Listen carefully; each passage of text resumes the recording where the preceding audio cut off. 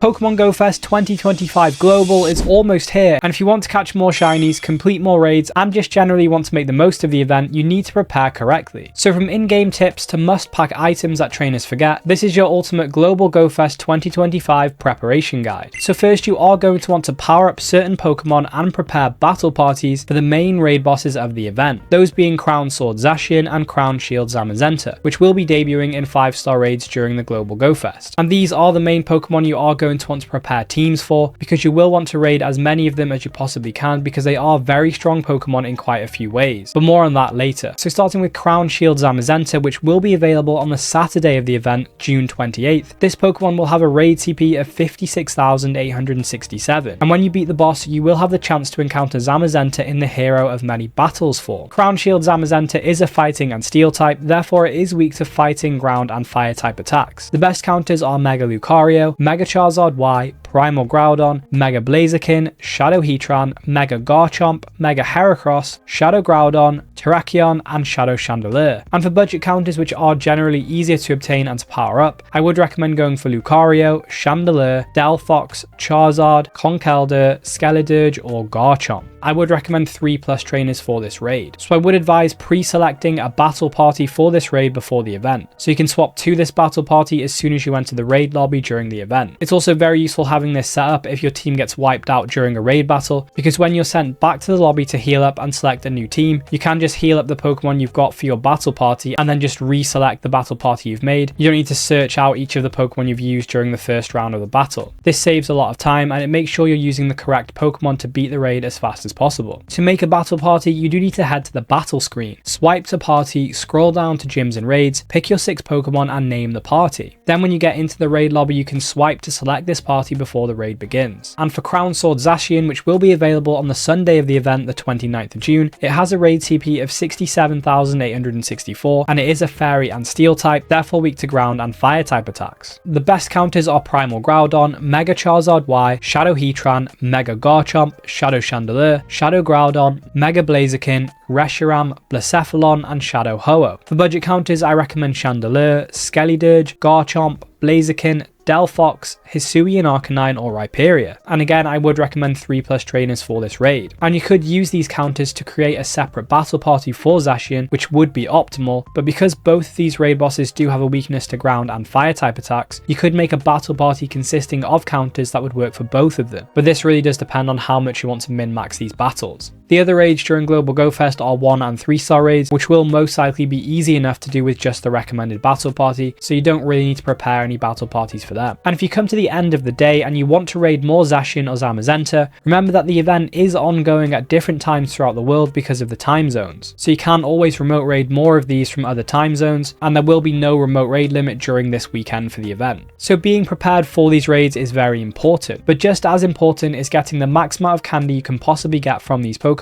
and other Pokemon during the event. And there are some ways that you can prepare to maximize this. So if you want more candy, Candy XL, and XP per catch, then it is worth planning your Mega Evolutions so you can Mega Evolve a Pokemon that shares a type with the specific Pokemon you want to get more candy from. So if you do have the resources to do so, you could actually pick out the Pokemon from each habitat you want to get more candy for, and Mega Evolve a different Pokemon each hour of the event that fits that type of Pokemon. Worth noting that for raid caught Pokemon, you can actually get more candy for them by Mega Evolving any Pokemon. It doesn't actually have to share a type. However, if you want a higher chance for Candy XL, it does have to share a type. And of the raid bosses, it is really only Zacian and Zamazenta you will want more candy for to power them up, power up their max moves, and use their adventure effects. These adventure effects, however, haven't been confirmed by Scopely, they have just been data mined, so they are subject to change. But if you didn't know, Crown Zacian's Behemoth Blade adventure effect is supposed to be able to increase the attack of Pokemon in raids and in max battles, and Crown Zamazenta's Behemoth Bash adventure effect will boost defense instead. So to increase Candy and Candy XL gains for Zacian, you would want to Mega Evolve a Fairy type, because the Hero of Many Battles form that you will be catching from these raids is a Fairy type. So for this, you could Mega Evolve Gardevoir, Morwell, Altaria, Ordino, or Diancie. And for the Hero of Many Battles Zamazenta, you could Mega Evolve a Fighting type such as Heracross, Blaziken, Medicham, Lopunny, Lucario, or Gallade. And whichever Pokemon you do want to Mega Evolve during Go Fest, I would recommend trying to work on increasing its Mega level on the lead up to the event, because the higher the Mega level they are, the more Candy, XP, and chance for Candy XL you'll get per catch. And remember, you can only increase the Mega level once per day, and it takes 30 days to get from the first Mega Evolution to max Mega level. And if you are looking to do Mega Evolutions each day instead of waiting for the cooldown period to get it for free, then remember you can get more Mega Energy by walking a Pokemon if you've Mega Evolved one of its species before. And as you are most likely going to be walking around a lot during this event, then it is a good idea to plan which Pokemon you want as your buddy. This will most likely be something like a legendary or a pseudo-legendary Pokemon that is difficult to get candy on, or perhaps something that has an adventure effect, or something you want to walk to get more Mega Energy. But whichever Pokemon you do choose as your buddy, make sure it is at least at the Great Buddy level so it has the ability to use Catch Assist. This is an ability that activates when you're catching a Pokemon if it knocks back the ball that you throw at it back toward you. Your buddy will then have a chance of rebounding the ball back at the Pokemon. This is really useful, especially if you have a limited amount of Pokeballs. It's also a good idea to plan which adventure effects you want to use so you can prep candy for them if you need to. So I'm just going to run through the options and then I'll let you know which I think is best to use. So firstly, we have Origin Dialga's Roar of Time adventure effect, which extends the duration of premium items such as incense, lucky eggs, and star pieces. This one is only really going to be worth using if you are using all of these premium items. If you're playing this event without a ticket, an incense isn't really going to be worth using because you won't get access to the special incense encounters. So if you do have the ticket and you are specifically after those encounters from incense, then it could be worth using this adventure effect to increase your incense duration. So overall, unless you are going for these specific incense encounters, or you're just trying to grind as much Stardust and XP as you can during this event, outside of these reasons, I probably wouldn't bother using this adventure effect. Another option would be to use Origin Palkia's Spatial Rend adventure effect, which does extend the radius at which you can interact with and encounter a Pokemon. This one is a really good option because it will allow you to interact with more Pokemon in a given area. It will be the best if you're grinding a lot of wild catches and looking for a lot of shiny Pokemon. Alternatively, you could use Black Kyurem's Freeze Shock adventure effect, which will increase catch rate by 25%, and it will also stop Pokemon from moving on the catch screen. So if you are going to do a lot of catching and you want an easier time, then this one could be worth using. You could also use White Kyurem's Ice Burn adventure effect, which slows down the catch circle when it's small to allow you to more easily land excellent throws. This adventure effect also increases catch rate by 50%. So the increased catch rate from both of these adventure effects does also work when connected to an auto catcher. So if you are going to be using an auto catcher during the day, then I would recommend using White Kyurem's adventure effect as well, because it will give you a better chance of getting these catches through the auto catcher. Now, a lot of these tips are going to help you with catching Pokemon, but if you don't have the storage to hold the Pokemon, then they aren't going to be very helpful. So it is for this reason that I recommend working on clearing out your storage before the event, because you don't want to have to transfer and look through a load of Pokemon during the event, because it will take up the time that you could be playing. So firstly, to help clear out your storage is to decide on which Pokemon you want to keep. So I would do a 4-star search to check for any hundos and make sure they are tagged and favorited. You can then also search for 3-star Pokemon so you can check through them to see if there are any high IV Pokemon you want to keep. And if nundos are something you care about, then I would recommend searching for them with this search string 0 attack and 0 HP and 0 defense to make sure they are tagged and favorited. And if Pokemon for Go Battle League are a priority for you, then another great search string to use is 0 to 1 attack and 3 to 4 HP and 3 to 4 defense. This will search out Pokemon that have more PvP oriented IV spreads, so then you can search through all of these Pokemon and run them through the Stadium Gaming website so you can see which are the higher ranking IV spreads and tag and favorite those ones to keep.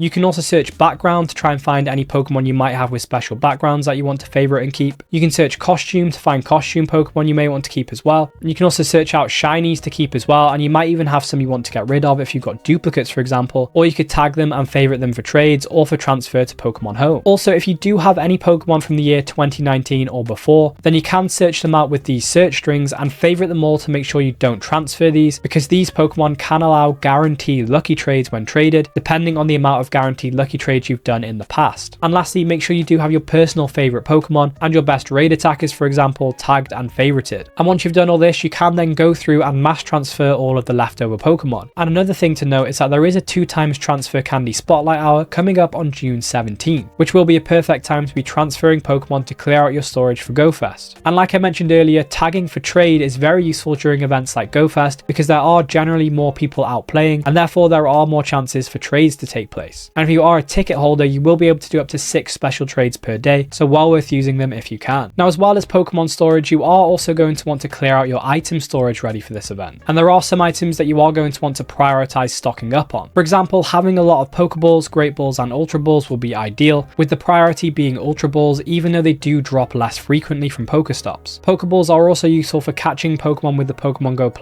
because with Pokeballs you can catch Pokemon automatically, but with the other types of Pokeballs you will have to manually press the Pokemon Go plus each time you catch a Pokemon. So regular Pokeballs do have a good amount of value here. I would also recommend having Pinap Berries and Silver Pinap Berries for candy and Golden Raspberries for catching, but you don't really need Nanab Berries or regular Raspberries as much, so you could remove them for space for more Ultra Balls. Do bear in mind before throwing out your berries though, you can actually use them to feed Pokemon in gyms, and that'll get you some Stardust and potentially some candy. And Raspberries might not be that valuable for raids in particular anyway, because from the Ancients Recovered Global Challenge, Premier Balls will have a greater chance of catching Pokemon in raids. But I'm not sure how much this will increase the catch rate by, so definitely worth having some Golden Raspberries. And out of potions, it's worth trying to keep max potions if you can, and get rid of the other ones, and worth having some revives but prioritizing max revives. Potions and revives though aren't as high a priority as Pokeballs and Ultra Balls, but worth having especially if you plan on doing a lot of raids. So to stock up on these items, I would recommend spinning Pokestops every day leading up to the event to make sure you have all of the items you need. Do bear in mind you will get more items from a Golden Pokestop, which is created via a Golden Lure module that you get from sending postcards to Pokemon Scarlet and Violet on 5 different days. And it might be worth checking your local area to see if there are any Golden Lure modules taking place before GoFest, where you meet up with other trainers and you all put down your Golden Lure modules and spin them all to get a load of items. You can also get a lot of Gimmighoul coins this way, which you need to evolve Gimmighoul into Gholdengo. And if you do happen to live in an area where there aren't many Pokestops, then opening the max amount of gifts you can from your friends each day is a good option, because you can get a good amount of items from them if you're opening the max amount each day. There's also a free box in the shop that'll get you some items each day. You can get items from the Go Pass and from field research tasks. And if you do buy any premium items, buy them from the Pokemon Go web store, because you will get more value than you will from the in-game shop. And from the web store you can also claim anything you get from the reward road. And rare candies are often an item that take up a lot of space in your item storage, so I would recommend spending these on some of the better Pokemon in the game, like Rayquaza for example, or any Pokemon that have adventure effects like Origin Dialga, Palkia, Black or White Kyurem, and even Zacian and Zamazenta. And if your problem with storage isn't that you need to clear it out, it's more that you just need more storage slots, then it's well worth leaving as many Pokemon you can each day in gyms. If they manage to stay in there for 8 hours and 20 minutes before they're knocked out, you will get the max amount of Pokecoins you can get in a day, which is 50. But even if your Pokemon don't last in gyms that long, they will gain 6 Pokecoins per hour spent in a gym. 4 days of getting the max of 50 coins a day will get you enough for plus 50 storage slots in either your item bag or in your Pokemon storage. And also egg storage is something to consider. You are probably going to want to hatch event eggs, so worth clearing out your egg storage beforehand if you can, or at least incubate all of them and have them mostly completed before the event starts, so you can quickly hatch them after the event starts and then pick up event eggs from a Pokestop.